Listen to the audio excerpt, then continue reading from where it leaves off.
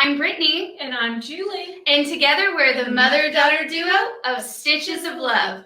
Today's tip is all about adding your buttons at the end of your quilt. So Julie, let me ask you the question of the day. Why is it that you recommend adding the buttons to your Boo Crew Block of the Month quilt all the way at the very end? Well, when you put them on ahead of time, then when you get ready to quilt your quilt with the batting and the backing, they get in the way of your presser foot if you're doing it with your home machine, or they get in the way of the foot on a long arm machine, and your long armer is not too happy with you. And they'll likely make you take your buttons off before they'll quilt it. Yes, could be. And nobody wants to sew buttons on twice.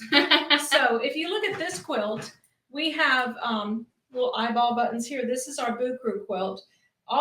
Pretty much all the blocks. I think every block has buttons. Have eyes. And then this particular block with the cat has a bunch of beads on his collar. You don't want to sew your beads on either. So you wait till the end because your presser foot would, again, not go over these.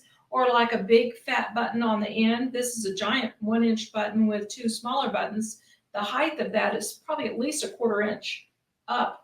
Your presser foot will not go over this, and you'd have to dodge around it. You can't get up where you need to be. So it's just easier to quilt it put your buttons on after you've quilted.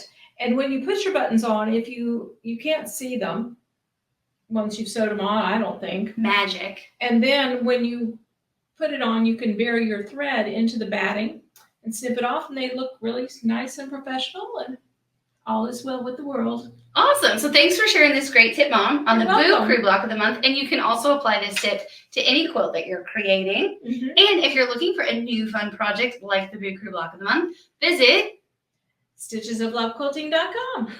Happy stitching!